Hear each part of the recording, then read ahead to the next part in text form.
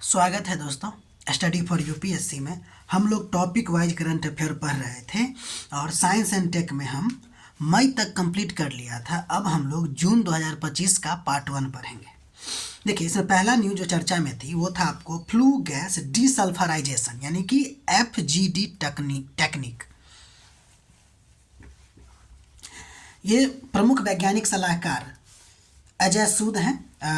PSA क्या होता है ये भी आपको इसे प्रीवियस लेक्चर में आपको बताया गया है, जनवरी फरवरी में कहीं पर, कि अध्यक्षता में एक विशेषज्ञों की समिति थी जिसने कहा, सिफारिश किया कि भारत के जितने भी कोल आधारित तापीय विद्युत संयंत्र है ना, उसमें इस तकनीक को अनिवार्य रूप से क्रियान्वित किए जाने पर विचार करना चाहिए। उस टेक्निक का नाम क्या है? Flue gas desulphurisation. अब देखिए, तो अगर पूछा जाएगा कि ये FGD टेक्निक है क्या, पहली बात तो ये टेक्निक है क्या चीज़ का? तो पॉल्यूशन कंट्रोल का। ठीक है, इसका उद्देश्य है कि थर्मल पावर प्लांट से निकलने वाला SO2 गैस को क्या करना? हटाना। ठीक है, SO2 गैस जो है यानी कि सल्फर डाइऑक्साइड जो है वो मुख्य रूप से कोल बर्निंग से निकलता है, मुख्य रूप से बोले हैं। ठीक है, अब देखिए, ये जो FGD का प्रक्रिया क्या है? इस प्रक्रिया में क्या करते हैं कि या तो अमोनिया, नहीं तो सोडियम सल्फेट, और सबसे ज़्यादा कॉमन में यूज होने वाला आपको गीला चूना का घोल, यानी समझिए कि क्या किया जाता है, चूना पत्थर को पानी के साथ मिलाया जाता है। ठीक है, तो वो गीला चूना हो गया। तो गीला चूना पत्थर का घोल ये कॉमन तरीका है, शोषक के रूप में उपयोग किया जाता है। ये क्या होता है, ध्यान से देखिए कि SO2 जो निकलता है ना, वो आपको इस घोल से गुजारा जाता है। किस घोल से? तो चूना पत्थर के घोल से। और वो SO2 इसके साथ मिल के आपको जिप्सम बना देता है। क्या बना देता है? जिप्सम बना देता है। जिप्सम बना देता है। ठीक है, तो ये अब्जॉर्ब हो गया, यानी कि इस प्रक्रिया के दौरान फ्लू गैस से लगभग 95% जो है आपको SO2 समाप्त कर लिया जाता है। उम्मीद है आप समझ गए होंगे। अब ये बार बार फ्लू गैस जो चर्चा हो रही है इसके बारे में देख लेते हैं कि ये फ्लू गैस क्या है। तो देखिए, कोल गैस के जलाने से, यानी कि कोल को जलाने से जो गैसों का मिश्रण निकलता है उसी को फ्लू गैस कहते हैं। जैसे सल्फर डाइऑक्साइड, नाइट्रोजन का oxide, carbon dioxide, particulate matter, carbon monoxide, ये सब के सब आपको फ्लू गैस के अंतर्गत आते हैं। उम्मीद है आप समझ गए होंगे। ठीक है, अगला नंबर बहुत ही अच्छा टॉपिक है, कठिन भी है लेकिन ध्यान से समझने का कोशिश कीजिएगा। Quantum communication. देखिए, IIT दिल्ली के वैज्ञानिक और DRDO के सहयोग से किसी खाली जगह पर 1 किलोमीटर के दूरी पर क्या किया गया कि क्वांटम संचार किया गया। क्वांटम संचार किया गया। ठीक है, तो ये जो क्वांटम संचार है वो क्या है? तो ध्यान दीजिए, कम्युनिकेशन का क्या मतलब होता है? कम्युनिकेशन का मतलब होता है संचार को भेजना। तो यह आपको सूचना भेजने की एक तकनीक है जो क्वांटम मैकेनिज्म के सिद्धांत पर आधारित है। अगर आपको कहा जाए कि क्वांटम कम्युनिकेशन क्या है, तो क्वांटम कम्युनिकेशन है क्वांटम मैकेनिज्म पर आधारित सूचना भेजने की तकनीक।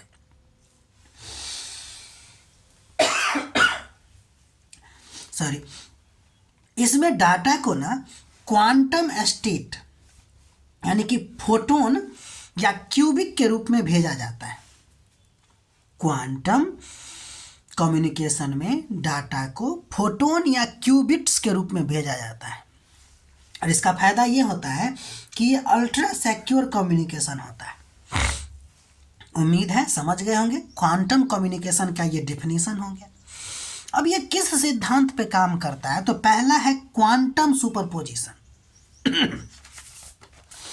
देखिए, क्वांटम सुपरपोजिशन में होता यह है कि जो क्वांटम स्टेट है यानी कि जो फोटोन होगा या क्यूबिट्स होगा वो एक साथ जीरो और एक दोनों में हो सकता है। एक्चुअली क्या है कि जो जीरो और एक जो है ना, वह सूचना को दर्शाने वाला बुनियादी रूप है, जिसको हम लोग बाइनरी डिजिट यानी बिट्स कहते हैं। ठीक है, मतलब क्या है कि हमारा जो कंप्यूटर है, मोबाइल है, उसमें जो अपना फोटो है, मैसेज है, वीडियो है, ऑडियो है, ये सब के सब जीरो और एक में ही होता है।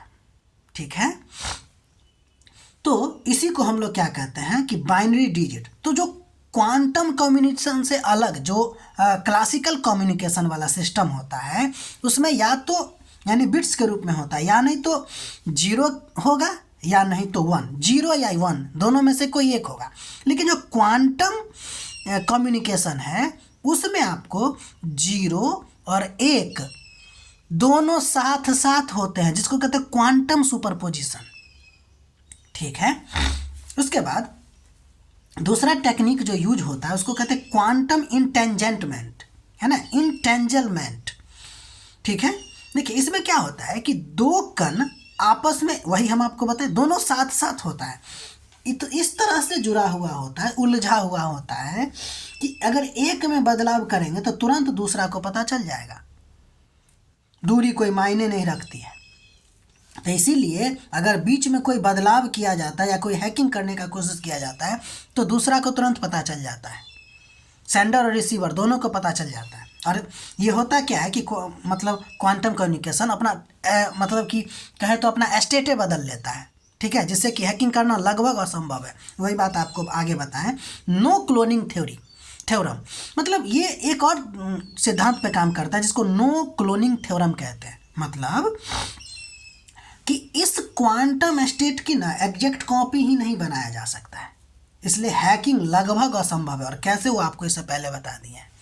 ठीक है, तो अगर लगभग हैकिंग असंभव है तो सुरक्षित सैन्य संदेश भेजने में, बैंकिंग लेन देन में, जीपीएस नेविगेशन में इसका इस्तेमाल कर सकते हैं। तो ये था आपको क्वांटम कम्युनिकेशन। उम्मीद है आप अच्छा से समझ गए होंगे। इसका नोट बनाइए और नोट बनाने के बाद एक बार फिर से ही लेक्चर देख लीजिएगा, तो इससे आपको पूरा समझ में आ जाएगा। अगला नंबर हम लोग देखते हैं कैप्थेसिन। ठीक है, कैप्थेसिन बी, जिसको कहते हैं कैट बी, ये आपको चर्चा में था। ये चर्चा में क्यों था? तो national institute of animal biotechnology के शोधकर्ताओं ने कहा, पता लगाया कि कैप्थेसिन का बी के गति को, यानी कि इसके एक्टिविटी को अगर हम रिड्यूस कर दे, कम कर दे, तो ये महिला प्रजनन क्षमता को बढ़ाने में मदद मिल सकती है। इसके एक्टिविटी होने से क्या होगा अभी तुरंत आगे बताते हैं। ठीक है, लेकिन अगर इसकी गतिविधि को कम कर दिया जाए तो महिला प्रजनन क्षमता बढ़ जाएगा। तो ये है क्या भाई? तो ये जो है एक है आपको प्रोटियोलाइटिक एंजाइम है। गौर कीजिएगा, कह देगा ये हार्मोन है, नहीं, ये एंजाइम है। ठीक है, प्रोटियोलाइटिक का मतलब यानी कि प्रोटीन तोड़ने वाला एंजाइम है ये। और यह मुख्यतः लाइसोसोम में पाया जाता है। कहाँ पाया जाता है? लाइसोसोम में। ये क्या करता है? प्रोटीन को छोटे पेप्टाइड में या नहीं तो अमीनो एसिड में क्या कर देता है? तोड़ने का काम करता है। यानी सेल के अंदर एक रिसाइकलिंग सिस्टम का ये हिस्सा होता है। उम्मीद है एक लाइन में समझ गए होंगे कि कैप्थेसिन क्या है ना? तो ये क्या है?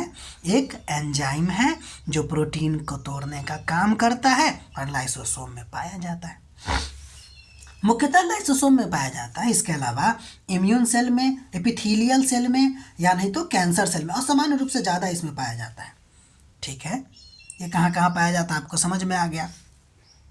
इसका जो काम है ना, वो तो एक आपको बताइए दिए हैं कि सेलुलर प्रोटीन डिग्रेडेशन में, इसके अलावा सेल टर्नओवर और रिपेयर, इम्यून रिस्पांस में भी इसकी भूमिका होती है। मेनली ये बात याद रखिएगा। और एक और बात, एक प्रोग्राम सेल डेथ होता है ना, प्रोग्राम्ड सेल डेथ होता है, जिसको कहते हैं हम लोग साइंटिफिक भाषा में एपोप्टोसिस। ठीक है ना? देखिए, दो टर्म आपको पढ़ना पड़ेगा, एक होता है ऑटोफैगी और एक होता है एपोप्टोसिस। एपोप्टोसिस का मतलब होता है प्रोग्राम सेल डेथ में इसकी भागीदारी होती है। किसकी? कैप्थेसिन का, है ना? ठीक है, कैप्थेसिन बी का। समझ में आ रही बात?